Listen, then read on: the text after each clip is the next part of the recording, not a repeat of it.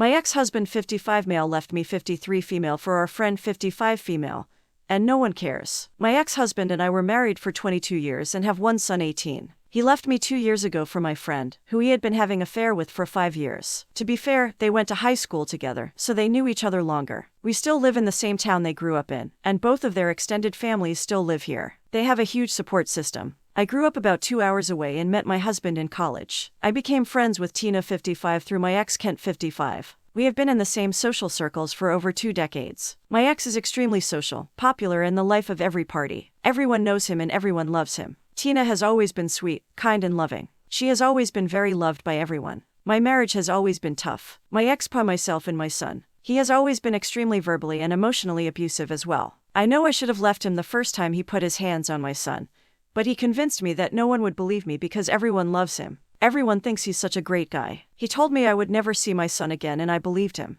I did everything in my power to shield my son and take all the hits. Most of the time I was successful, but not always. About 4 years ago, Tina's husband was diagnosed with stage 4 pancreatic cancer. He died about 9 months later. Tina's 3 kids, 26 male, 24 male and 21 female, were devastated. The whole community was devastated because everyone just loves Tina because she is just the nicest person and didn't deserve to lose her soulmate. I, on the other hand, have been struggling. I never confided in anyone about the abuse going on. I was embarrassed and ashamed. I wasn't protecting my only child. I was a som and my ex owned his own successful construction company. On the outside, we were perfect. I went back to school to become a teacher so I could support myself when I eventually could leave. My son started getting in trouble at school. Smoking pot, drinking. In general, angry all the time. I felt the same but thought I had time to get us out and away from him. I was wrong. 3 years ago, Tina was diagnosed with stage 3 breast cancer. Everyone was in shock. No one could believe so soon after her husband that she too would be dealing with cancer. The community rallied around her and the kids. Facebook posts nonstop about being their strength in the weeks following the news. That's when Kent came home, packed his bags and with the cruelest tone yet, told me that Tina and him had been together for the last 5 years. They were in love and he was going to spend every last second he could with her because life was too short.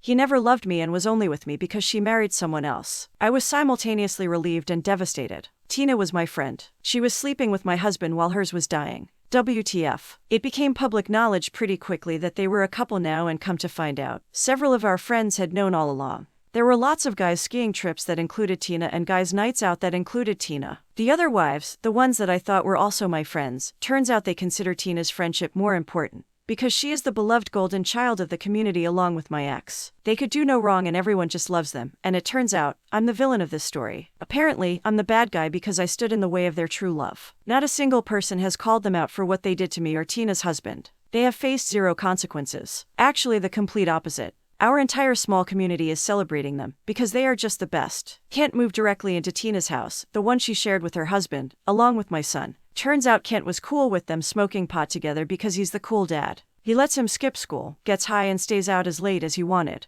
I was such a drag because I didn't want my son to be on drugs and to go to school and get an education. My son stopped coming home, stopped taking my calls, responding to texts, and told me that I deserved what happened to me. Then he blocked me everywhere. From what I understand, since graduating, he now works part-time at a chicken wing place. My so-called friends completely ghosted me too. Kent calls and texts on a regular basis to tell me what a puss I am. I don't know why I haven't blocked him. I guess just in case something happens to my son. I'm starting to believe that I am the problem. I think it must be me. Something must be wrong with me for everyone in my life to do this to me. I should move. I don't have anything left here. I'm embarrassed to even go to the grocery store. I've seen people that used to be my friends out and they just look at me funny and never say a word. I don't want any advice. I just don't have anyone left and really just wanted to scream into the internet void because no one in real life cares. My dad died when I was 24, my mom lives in Denver, my brother lives in DC. I see them for holidays, and they check in on me to make sure I'm still alive. I thought once Kent and I were divorced, my life would start over and would be amazing.